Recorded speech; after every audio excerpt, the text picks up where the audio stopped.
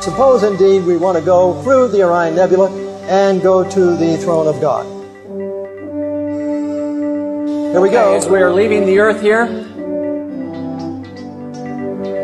and of course we'll pass the earth.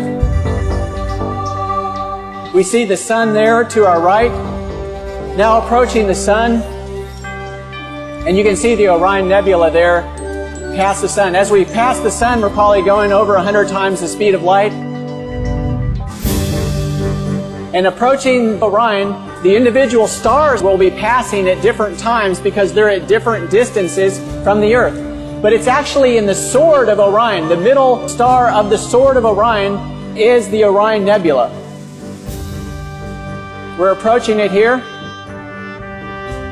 Coming closer, coming closer. The Orion Nebula is 1,500 light years from the earth. That cavern is actually 100 light years wide. You go into the center of that cavern. We're circling around the trapezium cluster here. This is actually something you can see with a home telescope if you're interested in looking at it. You won't see the nebulosity, but you will see the trapezium. Going through the trapezium, continuing past the trapezium as we come to heaven, to the city of New Jerusalem with the foundations of precious stones, the gates of pearl.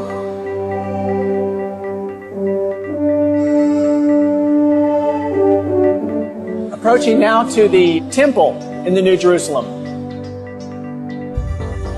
The sanctuary. And as we go to the sanctuary, what are we going to end up with? There is indeed right before us Christ the great high priest and the Ten Commandments. And the Ten Commandments. The Ten Commandments. Fixed right before the throne of God. Jesus Christ himself, the author of them all, ministering before the Ark of the Covenant, the mercy seat. David, and after we are there, what's going to happen in return? Of course, Jesus, at the time of the second coming, will step out of the most holy place. He will begin to come back to the earth. Of course, Jesus leaving the New Jerusalem there, coming through the open space in Orion. There's the trapezium now. As you exit Orion, that great bowl configuration surrounding Jesus on his return will, of course, be millions and millions of angels surrounding him.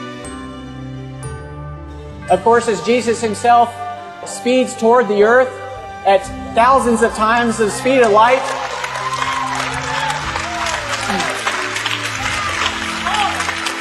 he will have to slow down as he approaches the earth.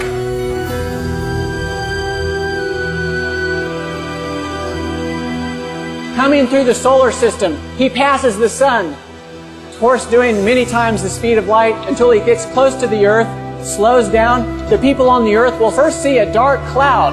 And as that dark cloud gets a little closer, a little brighter, and it finally lights up the sky. And as it lights up the sky, those people who are alive and waiting for Jesus will welcome him. They'll say, "Lo, here is our God. We have waited for him." In Revelation 14:12, here is the patience of the saints. Here are they that keep the commandments of God and have the faith of Jesus.